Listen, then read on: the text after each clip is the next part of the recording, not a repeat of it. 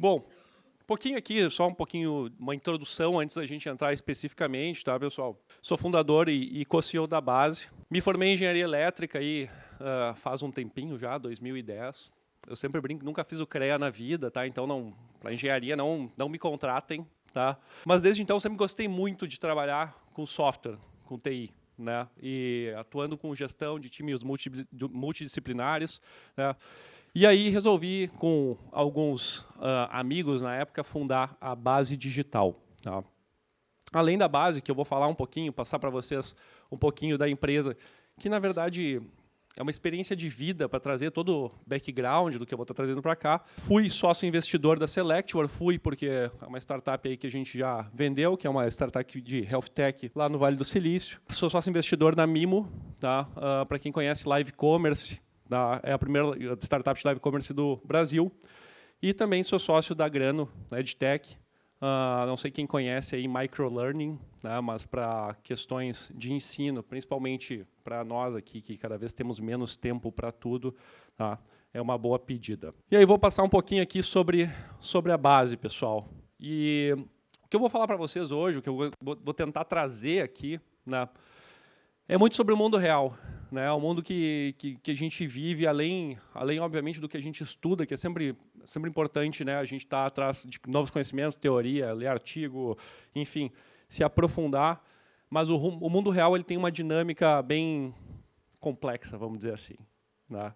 Então a Base, né, é uma consultoria especialista em tecnologia, né? Os sócios aí são todos técnicos. Né? E nós temos duas linhas aí de produtos. Portais institucionais, carinhosamente a gente chama isso de site, né? Mas assim, cada vez mais, né, esses portais eles têm aumentado a sua complexidade, assim como um pilar aí de produto digital, que é onde a gente vai entrar um pouquinho mais hoje, aí, né, trazendo essas visões aí de tecnologia e negócio. Uma breve história. Né? Até 2009, aí, os fundadores da empresa, eu e mais 4 sócios, ou estávamos iniciando a carreira, né, ou estávamos em alguma corporação, numa época, né, onde o digital, pessoal, estava começando. Né, de 97 a 2009, né, a gente está falando o quê? Né, implantação de internet no Brasil, a gente está falando de provedor de internet, a gente está falando de trabalhar e fazer site em Flash, tá? Não sei se alguém é dessa época aí, né? Ali, ó, um levantou a mão já, tá? Mas era um outro mundo, uma outra realidade, né? E aí, a partir ali de 2010, tá? A gente fundou a empresa e em 2012 a gente quebrou, né, uma história aqui em alguns ciclos que são ciclos que, se a gente for olhar, são da empresa, mas eles são importantes aí trazendo para o mundo real, que é o mercado. 2012 a 2017, tá, a gente estava no momento onde a digitalização aí estava começando, né, então um site era o quê? Né, para quem, né, é mais antigo, fazia site em tabela, não existia no início ali iPhone, Android como a gente tem nos níveis de hoje, nem se preocupava em fazer, por exemplo, um portal responsivo. E aí, durante esse período, as grandes corporações elas tinham lá suas agências de publicidade, marketing, que, obviamente, são muito criativas, né? Tinham iniciativas e ideias, e nós atuávamos como a produtora digital no período, resolvendo aí os mais diversos tipos de problemas que surgiam. Né? E a gente sempre foi muito resolvedor de problema. E aí, de 2017 para 2019, aí a gente tem o que a gente chama de ciclo de transição, seja da empresa, seja do mercado. Nesse momento, as grandes corporações elas começaram a entender, e todo mundo começou a entender, não, ó, pessoal, tem um nicho aqui, e 2017 parece recente, mas eu estou falando aí de 7, 8 anos atrás, tá, pessoal? 7 anos atrás, né? Parece recente. A gente está falando aqui do pessoal começar a entender, não, eu preciso ter empresas especialistas em tecnologia no digital para me atender, né, ao lado de agência de conteúdo, ao lado do meu time de negócio, ao lado do meu time de produto, que vai trabalhar com a minha TI. Né? Então, a gente teve uma transição no mercado como um todo, e todo mundo se adaptando e modelando seus negócios nesse sentido. E, nesse momento, a Base também, né, se remodelou. E a gente começou a atender o quê? Grandes corporações, grandes empresas. Falando com quem? Marketing. Por quê? Porque a gente, a partir ali do nosso ciclo de agência, a gente, apesar de técnicos e engenheiros, a gente começou a falar o idioma do marketing, que é um idioma bem diferente da TI. Né? E TI, porque esse é o nosso background, né? Essa aí é a nossa área. E aí a gente teve ali, 19 para 22, um grande ciclo de expansão, como boa parte das empresas que atuam no mercado, né? E aí também, né, nessa época aí, a gente pegou e incluiu serviços de análise de dados, SEO, enfim, né, desde 2017 começou a se ter muito acesso a isso, começou a ser menos, vamos dizer assim, branding, achômetro, né, e as decisões tomadas mais com viés de dados, né, e a gente começou a trabalhar com alocações de times exclusivos, e hoje, né, a gente olha tudo como produto. Né, tudo é produto, seja portal institucional, seja algum tipo de produto digital, seja qual for, tenha que ser construído. Aqui tem o óbvio, tá? Somos orientados à qualidade e entregas. Mas assim, pessoal, eu vou trazer do mundo real para vocês. Isso aqui é básico. E o básico não é entregue. Não é entregue. Tá? Imagino que boa parte de vocês trabalhem com testes. Né? Vocês, na hora que pegam um software para testar, vocês veem que não tem o básico. Clica no botão e não funciona. Como é que chegou isso para o teste? Isso é básico. Isso é básico. E não funciona de estourar um erro na tela, direto. Mas esse é o nosso viés. E é isso que a gente vende. Né? Porque hoje, por incrível que pareça, né, se tu for entregar o básico, tu já é diferenciado. Tá? Esse é o mundo real, esse é o mundo que a gente vive hoje, né, nível de entrega, quando a gente está falando. E não é só do digital, tá? É para toda a prestação de serviço como um todo. Tá?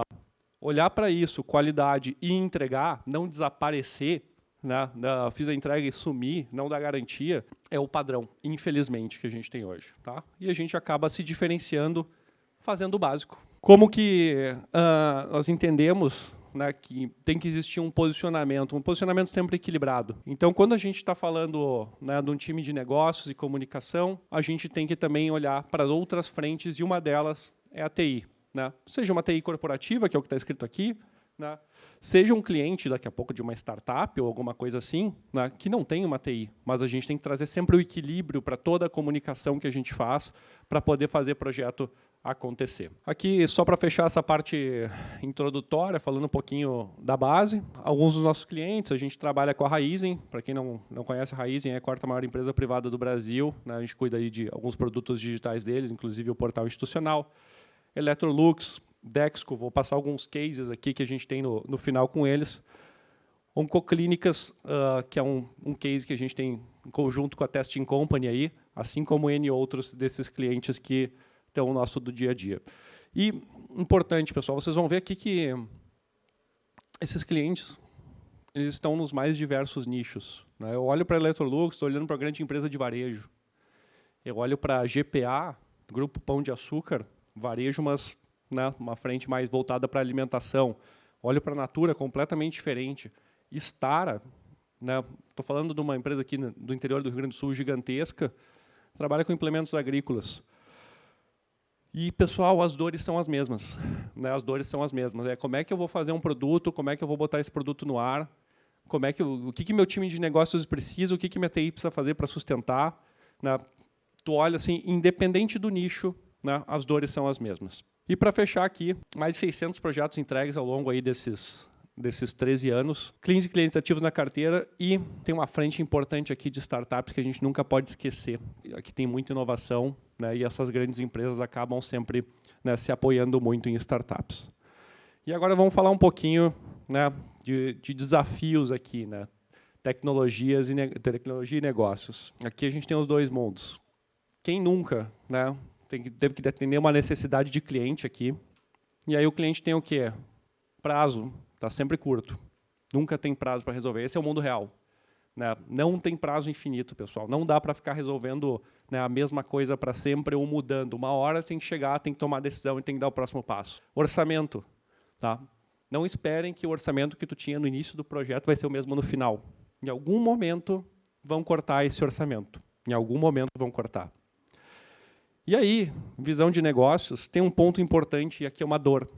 Uma dor, e essa dor ela é muito importante de ser compreendida.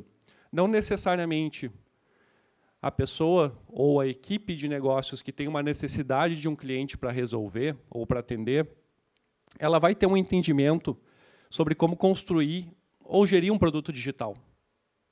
né? Ela tem que resolver um problema, né? Mas ela não sabe necessariamente como, ela tem que envolver outras equipes. E aqui entra, né, comunicação, compreensão, para que se possa dar o próximo passo. E aí, aqui, olhando num viés ainda de uma grande corporação, né, que tem uma TI, ela vai ter o quê? Ela vai ter stacks de tecnologia, porque ela tem que estar pensando em sustentação. Uma vez que eu botei meu produto no ar, né, aí tem sempre os fãs aí PHP, Java, seja lá o que for, né, não importa, né, a stack de tecnologia que a gente mais gosta. O que importa é que o que vai para o ar vai virar um filho que vai ter que ser sustentado, né, para sempre neste caso, ou vai ter que ser descontinuado em algum momento. Segurança é um requisito cada vez maior, assim, aí toda semana a gente vê noticiado algum vazamento de dados, algum tipo de invasão. Infraestrutura que a gente tem que se adaptar. Daqui a pouco, fulano é especialista em AWS, mas o cliente trabalha com a Azure, trabalha com GCP, trabalha com a local web compartilhada de R$ 29,90, também pode acontecer, né? Acontece às vezes, mais comum do que vocês imaginam. E aí a gente tem um ponto importante, quando a gente está trabalhando com grandes corporações, que é um contraponto, às vezes, com a parte de prazo, tá? Do negócio. Tem processo de TI para seguir. E esses processos eles são importantes para garantir ali segurança, né? Para garantir que tudo que está sendo feito vai fazer sentido e não vai gerar um problema futuro. E esses processos não necessariamente vão ser rápidos, tá, pessoal? Tá, mas se for uma startup, o que eu faço, né?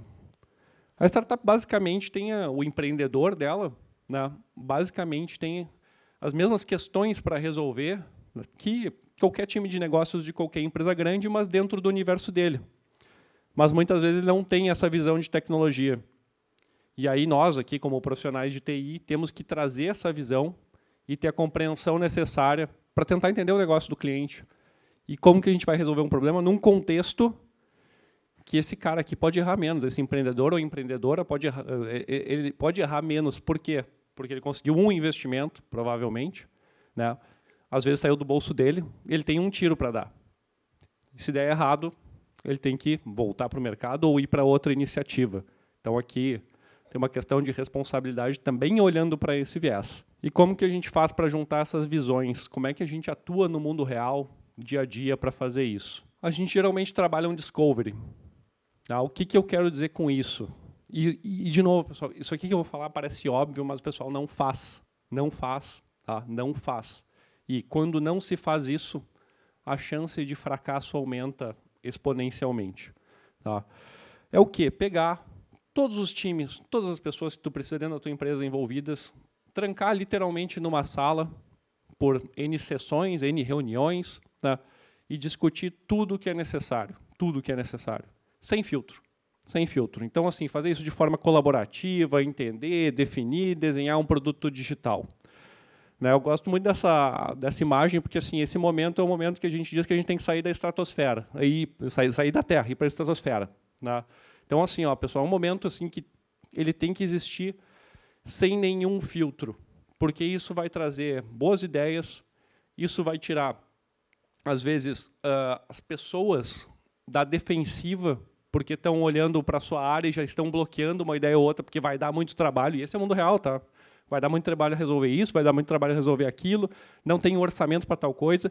A ideia desse tipo de exercício e desse tipo de etapa do processo é realmente não existir filtro, porque a gente consegue daí ver efetivamente o que o produto tem que ter, tá? Sem barreiras que são naturais dos seres humanos mesmos colocarem. Então, aqui a gente acaba trazendo equipes com visões, conhecimentos distintos, tá? E aí aqui é muito importante, porque as pessoas acabam se colocando no lugar e papel das outras, porque como é que eu não vou ter segurança? Mas como é que eu não vou cumprir prazo? Mas como é que eu vou fazer alguma coisa fora do budget? Mas vão construindo, vão construindo, vão construindo. Não sei quem já mexeu aí no Miro, no Mural, ou ferramentas similares, são excelentes para a gente poder estar trabalhando esse tipo de processo. Mas, em geral, quando a gente vai lá para a estratosfera, né, define tudo, fica tudo lindo, maravilhoso, a gente chega à conclusão de que a gente vai para Marte. Né? Só que ninguém chegou em Marte ainda. É muito caro chegar em Marte. Essa é a conclusão quando a gente faz esse tipo de exercício, né? Porque daí a gente tira todas as barreiras, o mundo fica perfeito, né? Vamos para Marte, está tudo certo, pessoal. A gente não pode esquecer aqui do mundo real. O que o mundo real tem? Orçamento, prazo, entrega de valor, requisitos. A gente tem que estar sempre olhando, mirando o que é factível e o que não é. Mas o importante do passo anterior que a gente deu foi ter uma visão do todo. Foi ter uma visão, né, de onde a gente efetivamente quer chegar com o produto. De onde efetivamente, né, isso tem que acontecer. E o primeiro passo, geralmente mais barato, né, e mais rápido, tá, é chegar na Lua. Então, o que a gente tem que fazer? A gente tem que construir um foguetinho pensando, olha, pessoal, nós não vamos para Marte agora, não vai dar tempo, não tem dinheiro, né? A gente tem que entregar, tem os objetivos da corporação aqui para cumprir, mas a gente consegue dar um primeiro passo para chegar na Lua, até para a gente poder estar testando o que a gente está fazendo, né? Até para a gente poder ver se faz sentido ir para Marte mesmo, né? Vamos dar um passinho antes. Vamos dar um passinho antes para poder estar resolvendo, entendendo os problemas, vendo o perfil, vendo o usuário realmente mexendo num produto que a gente vai construir. E aí, tem uma etapa legal aqui, né? Porque tudo que era lindo, maravilhoso, quando a gente decidiu, todo mundo junto aqui que ia para Marte, né? Sem filtro, né? Sem nada. Bom, pessoal, a gente vai para a Lua, para isso a gente vai ter que priorizar. Tá? A verba é essa, o prazo é esse, né? E aí as equipes começam a guerrear. Esse é o mundo real, tá, pessoal? E aí o que é importante aqui para o mundo real? Processo de escuta, compreensão, para poder saber priorizar o que realmente é essencial, né? O que realmente faz sentido, o que realmente vai entregar valor, o que é melhor custo-benefício, tá? O que realmente pode fazer uma primeira versão de produto, né? E aí aqui acho que boa parte de vocês deve conhecer esse conceito aqui de criar um MVP, né? Como é que eu vou estar entregando algo que tenha valor com o mínimo possível. Tá? Por isso me possibilita, inclusive, que eu erre e corrija mais rápido, de forma mais barata. Só tem um ponto, às vezes as pessoas se enganam sobre o que é um MVP. Tá? E aí eu trouxe aqui um exemplo importante. Né? Como construir um MVP. Isso aqui é a realidade, e muitas vezes, né, o pessoal constrói o MVP da forma errada. Eu tenho um exemplo ali. Vou fazer um carro. Nosso objetivo aqui é fazer um carro. Vou fazer uma roda. Depois vou fazer um chassi com 2 rodas. Não funciona. Depois só a porta, vou plugar tudo. Não faz o mínimo sentido. Aí tem o segundo processo. Não, quero fazer um carro, mas primeiro fazer um patinete. Ele anda também, né? Vai me levar para algum lugar. Faz sentido? Olha, até dá para fazer, né? Vamos fazer um patinete, depois vamos fazer uma bicicleta, uma moto e um carro, né? O objetivo é o mesmo, chegar num lugar. Só que geralmente esse segundo caso ele é caro demais, porque eu tenho que jogar fora e começar de novo, jogar fora e começar de novo, jogar fora e começar de novo. E aí a gente vai para o terceiro caso, né? Fiz ali um carrinho mais simples, depois aumentei ali a caçamba da caminhonete para caber um pouquinho mais de carga, né?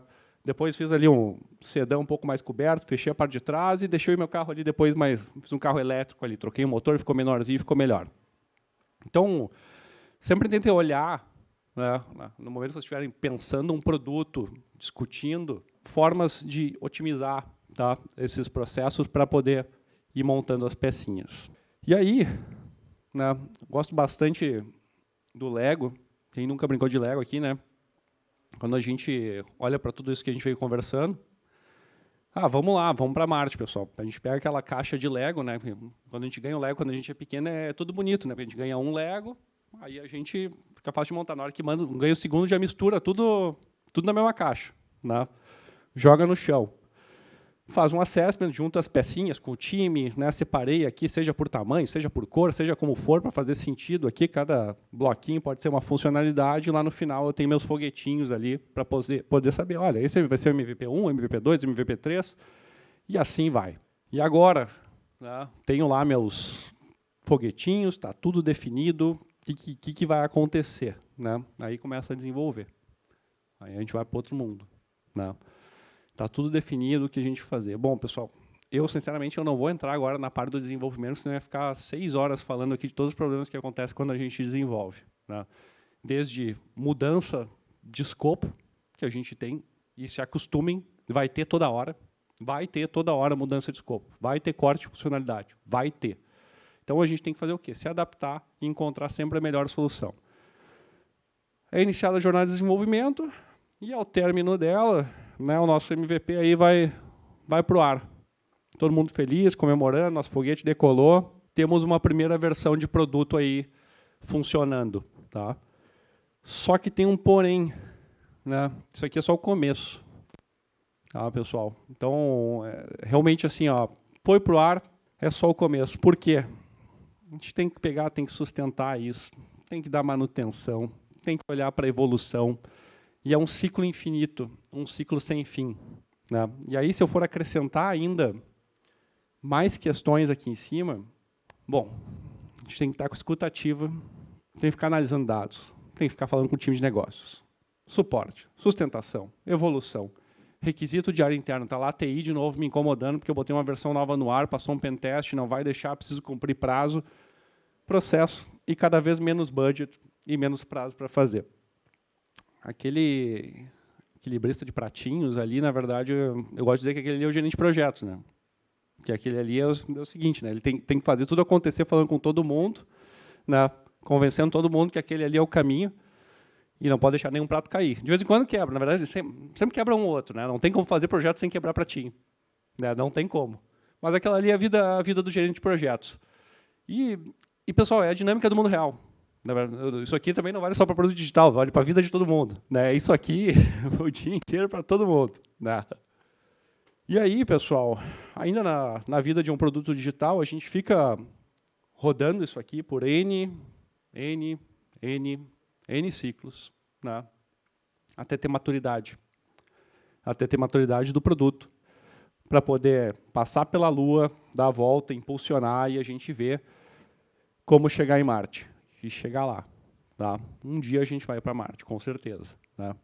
Não sei se eu vou estar vivo até lá, mas a gente vai chegar em Marte. E aí, pessoal, aqui para fechamento, estou trazendo 3 cases aqui de forma rápida. Tá? Primeiro case, Testing Company trabalha, o Pedro está aí, ó, Matheus, acho que o Matheus está lá, né, trabalham aí com a gente no dia a dia com o Grupo Oncoclínicas. O Grupo Oncoclínicas está para quem não conhece, né, uma das maiores empresas aí da América Latina de oncologia. Eles têm mais de 100 clínicas espalhadas aí por todo o país. E eles, 3 anos atrás, iniciaram um processo aí de transformação digital. Tá? E dentro desse processo de transformação digital, a gente está falando aqui de jornada de paciente, a gente está falando de jornada de médico, a gente está falando de aplicativo de telemedicina, a gente está falando de uma série de frentes, né? Mas numa empresa, né? E aí é um outro contexto de mundo real, tá, pessoal? Numa empresa desse tamanho, né, qualquer processo de transformação ele vai ser lento, doloroso, custoso. E a gente tem que se adaptar, trabalhar no dia a dia com isso. Tá? A gente tem um case legal da Oncoclínicas aqui de construção de áreas plugadas, de aplicativo de telemedicina, o paciente poder entrar e agendar, né, uma teleconsulta, ver como é que ele pega exame, como é que ele pega laudo, assim como o médico ter uma visão da jornada do paciente lá dentro, histórico, tudo o que está acontecendo. Tá? Então, aqui a gente tem um processo legal e bacana de transformação digital. Aqui, alguns prints apenas aqui de questões que foram construídas. Electrolux, outro nicho que a gente tem aqui. E aí, falando de varejo, cada vez mais as empresas elas querem se aproximar dos consumidores. Né? Se for pegar aí, por exemplo, Electrolux, qualquer um que for numa rede... Vamos lá, vou dar um exemplo. Estava no Bourbon ontem, lá tinha um monte de air fryer da Electrolux para vender, na promoção. O que a gente fez? Né? Jornada do cliente. Hoje, cada vez mais esses produtos, né, vão estar automatizados. Vou lá falar com o meu ar-condicionado para ele estar ligado quando eu chegar em casa. Minha geladeira já tem lá a propaganda de que ela vai conservar 30% mais os meus alimentos, que ela tem inteligência artificial, tudo se comunicando mais, e a marca também quer se comunicar mais com o consumidor. Então, existe uma tendência de todas as marcas elas estarem tirando os intermediários nesses meios de comunicação que a gente tem com essas grandes corporações. A gente também fez parte desse processo para poder melhorar a experiência com todos os clientes. E, por fim, na parte Adexco, tá? Maior empresa aí de painéis e revestimentos da América Latina também. Tem um case muito bacana, tá? E aí também vai nessa linha, né, de a gente estar reduzindo, né, a comunicação, reduzindo a distância com o marceneiro, no caso aqui, né, para a gente poder trabalhar com fidelização.